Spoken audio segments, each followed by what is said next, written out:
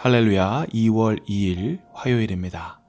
오늘도 하루를 말씀과 함께 열게 하신 주님께 감사드립니다. 오늘 저희가 함께 볼 말씀은 누가복음 10장 25절에서 42절까지 말씀입니다. 누가복음 10장 25절에서 42절까지 말씀입니다.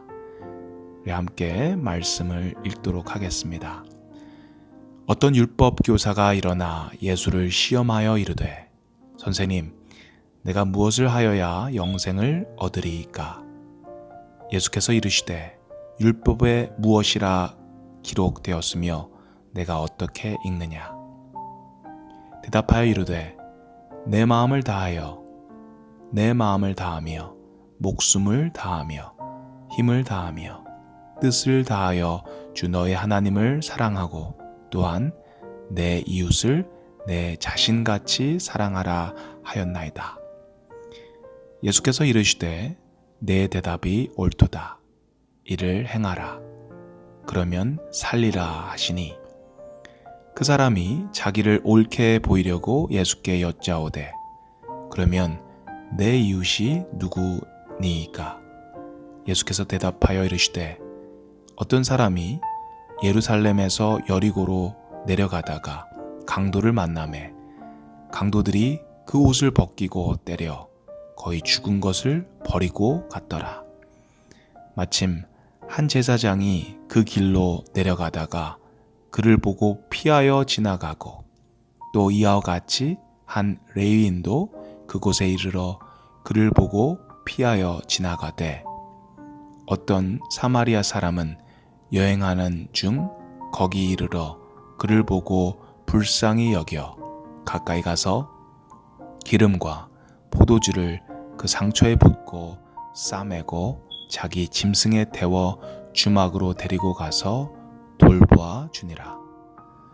그 이튿날 그가 주막 주인에게 데나리온 2를 내어주며 이르되, 이 사람을 돌보아 주라. 비용이 더 들면 내가 돌아올 때에 갚으리라 하였으니, 내 생각에는 이 세 사람 중에 누가 강도 만난 자의 이웃이 되겠느냐? 이르되 자비를 베푼 자니이다. 예수께서 이르시되 가서 너도 이와 같이 하라 하시니라. 그들이 길 갈 때에 예수께서 한 마을에 들어가심에 마르다라 이름하는 한 여자가 자기 집으로 영접하더라. 그에게 마리아라는 한 동생이 있어 주의 발치에 앉아 그의 말씀을 듣더니, 마르다는 준비하는 일이 많아 마음이 분주한지라 예수께 나아가 이르되, 주여, 내 동생이 나 혼자 일하게 두는 것을 생각하지 아니하시나이까? 그를 명하사 나를 도와주라 하소서. 주께서 대답하여 이르시되, 마르다야, 마르다야, 내가 많은 일로 염려하고 근심하나 몇 가지만 하든지 혹은 한 가지만이라도 족하니라. 마리아는 이 좋은 편을 택하였으니 빼앗기지 아니하리라 하시니라. 아멘. 오늘 본문은 한 율법 교사가 예수님을 시험하기 위해 굉장히 어려운 질문 하나를 하면서 시작합니다. 그 질문은 영생에 관한 질문이었습니다. 선생님, 내가 무엇을 하여야 영생을 얻으리이까? 이 질문에 예수님은 바로 답을 주지 않으시고 오히려 그에게 되묻습니다. 율법에 무엇이라 기록되었으며 내가 어떻게 읽느냐? 그랬더니 율법 교사는 이렇게 이야기합니다. 내 마음을 다하며 목숨을 다하며 힘을 다하며 뜻을 다하여 주 너의 하나님을 사랑하고 또한 내 이웃을 내 자신같이 사랑하라 하였나이다. 예수님께서는 그의 대답이 옳다고 하십니다. 그리고 거기에 더해서 그 율법을 직접 행하게 될 때 영생을 살 것이라는 이야기를 하십니다. 그러자 그 율법 교사는 이어서 한 가지 더 질문을 합니다. 그렇다면 우리의 이웃은 누굽니까? 예수님은 우리의 이웃이 누구냐는 이 두 번째 질문에 답변으로 선한 사마리아인의 비유를 이야기해 주십니다. 예루살렘에서 여리고로 가던 사람이 강도를 만나 옷을 벗기고 때려서 거의 죽어가고 있습니다. 그 곁을 한 제사장이 지나갑니다. 그런데 그를 보더니 피합니다. 또 한 레위인이 등장합니다. 근데 그도 역시 이 강도 만난 사람 곁을 지나갑니다. 슬쩍 보더니 피해서 도망갑니다. 제사장과 레위인, 제사장은 종교 지도자였습니다. 예배를 인도하는 사람이었고요. 레위인도 이 하나님의 성전을 섬기는 사람들이었습니다. 유대사회에서 이 제사장과 레위인은 아주 높은 위치에 있는 사람들이었습니다. 많은 사람들의 존경을 받는 사람들이었고요. 아무나 제사장, 레위인을 할 수가 없었죠. 이분들은 왜 이 강도 만난 사람을 피해서 갔을까요? 아무래도 급한 일, 중요한 일이 있었겠죠. 그렇다면 급한 일, 중요한 일, 이 제사장과 레위인에게 급한 일, 중요한 일은 무엇이었을까요? 어쩌면 예배를 드리러 가는 중이었을 수도 있고요. 기도를 하러 가는 중이었을 수도 있었겠죠. 성전에서 갑자기 이들이 필요하다고 해서 급하게 가는 중일 수도 있었을 것입니다. 어쨌든 이분들은 이 강도 만나서 거의 죽어가는 사람을 놔두고서 가게 됩니다. 그 후에 사마리아 사람이 지나갑니다. 그리고 이 강도 만나서 죽어가는 사람을 봅니다. 보자마자 이 사마리아인은 바로 달려가서 피가 온몸에 묻었을 텐데도 개의치 않습니다. 그리고 기름과 포도주를 꺼내서 붓고 다친 곳을 닦아주고 소독을 합니다. 환부를 싸매고 응급조치를 하고 자기 짐승에 태워서 주막으로 데리고 가서 또 돌보아줍니다. 그 다음날 주막 주인에게 2데나리온을 주면서 이 사람을 돌보라고 합니다. 그리고 혹시 비용이 더 들면 내가 돌아올 때 갚겠다고 약속을 합니다. 예수님은 이 이야기를 통해서 누가 진짜 이웃인지 이야기해 줍니다. 진짜 이웃은 누구이죠? 바로 강도당한 사람을 외면하지 않고 그를 긍휼히 여기고 그를 불쌍히 여기고 그를 치료하고 돌봐줬던 사마리아인이라고 이야기합니다. 제사장과 레위인, 이들이 아무리 높은 위치에 있는 사람들이라고 해도 아무리 중요한 일을 하는 사람이라고 해도 예배를 인도하고 성전을 섬기는 그런 위치에 있는 사람일지라도 이 이야기에서는 진정한 이웃은 아니라고 하는 것입니다. 아무리 그들이 높은 위치에 있고 아무리 그들이 예배를 인도하고 기도를 인도하고 성전을 섬기는 그런 사람들이라고 할지라도 이 이야기에선 진정한 이웃은 아니라고 하는 것입니다. 저는 오늘 이 선한 사마리아인의 이야기를 묵상하면서 작년에 일어났던 어떤 한 사건이 생각났습니다. 제가 잘 아는 권사님께서 작년 말에 차 사고가 나셨습니다.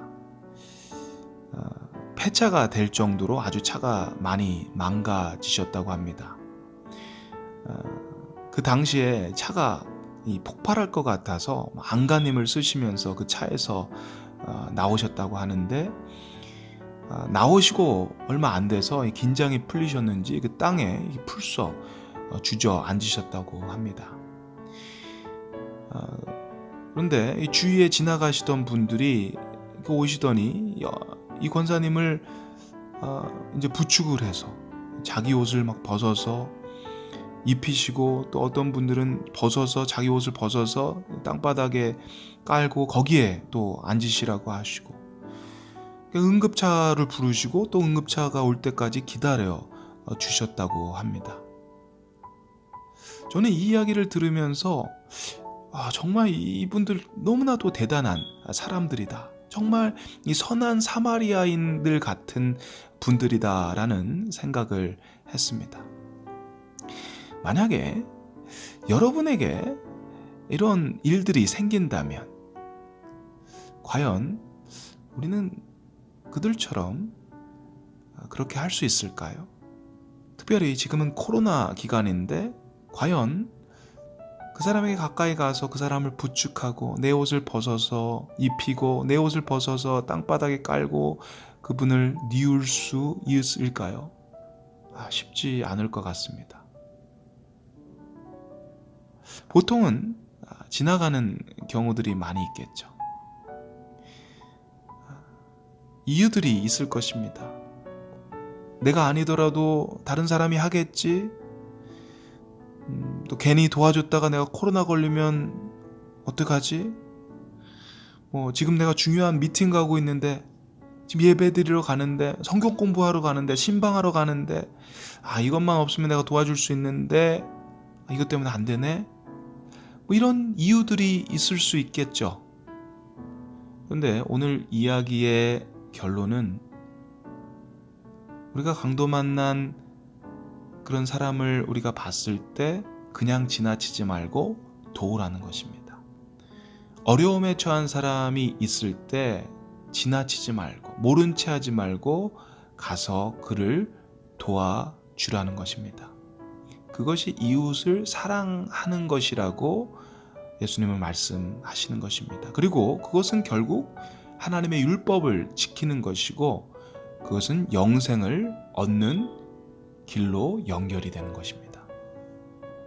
사랑하는 성도 여러분, 혹시 주변에 강도 만난 사람들이 있다면 여러분 그들에게 가서 도움을 주시기 바랍니다.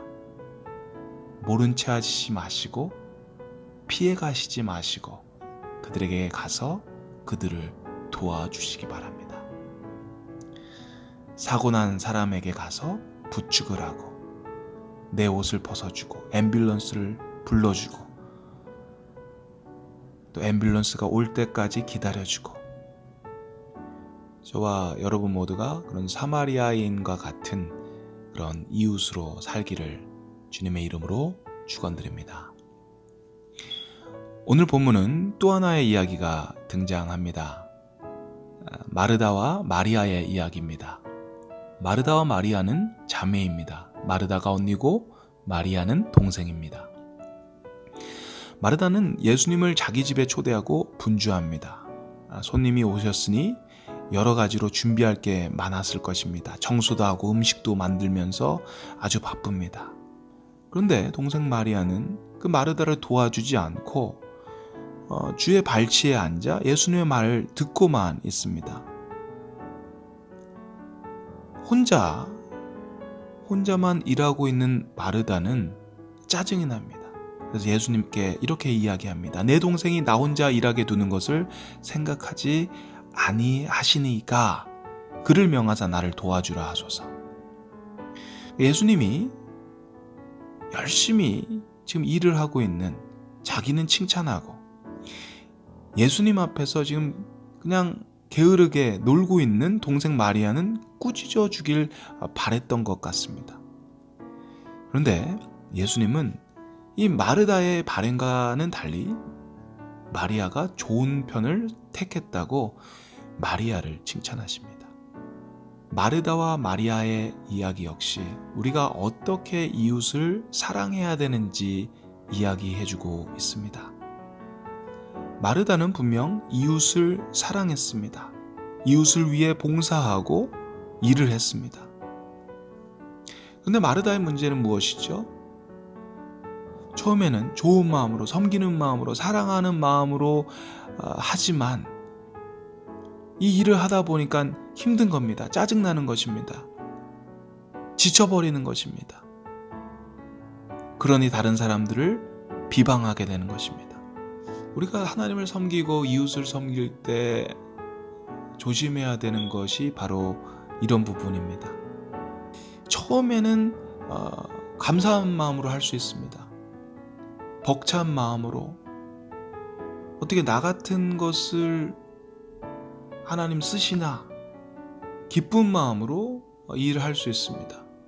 나 같은 사람도 하나님 쓰시는구나, 나 같은 사람도 하나님을 위해서 이렇게 사용받는구나 라는 어떤 감격을 하면서 일을 시작하는데, 일을 하다 보면 처음에 가졌던 이 생각들이 이제 없어지고 사라지고, 나만 이렇게 일을 해야 되나, 왜 저 사람은 안 하는데 왜 나만 이렇게 열심히 일을 하는 건가, 나만 손해보는 것 아닌가, 시간이 아까워지고 내 물질이 아까워지고 뭐 이런 생각들이 들게 되는 것입니다. 우리가 이웃을 섬길 때 정말 중요한 것이 있습니다. 그것은 저희들의 마음과 태도입니다. 우리가 아무리 큰 일을 하고 아무리 열심히 어떤 일을 하더라도 마음에서 우리의 마음과 태도가 바르지 않는다면 그것은 큰 문제가 있는 것입니다. 주님을 처음 만나서 정말 감격하고 기뻐하는 그 마음, 정말 나 같은 죄인을 주님 구원하시고 나 같은 사람을 직분자로 또 섬기는 자리로 서게 하신 그 은혜를 감사하는 그 마음이 회복될 때 우리는 온전히 주님을 사랑하고 또 이웃을 사랑할 수 있을 거라고 생각합니다. 오늘 주님을 사랑하고 또 주위의 이웃들을 많이 사랑하는 그런 귀한 하루 되시기를 주님의 이름으로 축원드립니다. 함께 기도하겠습니다. 좋으신 하나님 감사합니다. 주님을 사랑하고 또 이웃을 내 몸과 같이 사랑하라고 하신 말씀을 다시 한번 기억하기를 원합니다. 여러 이유와 핑계들로 강도 만난 사람들에게 다가가지 못하고 그들을 돌보지 못했던 저희임을 고백합니다. 주님, 주님의 사랑과 긍휼을 저희들에게 허락하여 주셔서 저희들이 온전히 주님이 원하시는 참 이웃의 역할을 감당할 수 있도록 주님 인도하여 주시옵소서. 감사드립니다. 예수님의 이름으로 기도드립니다.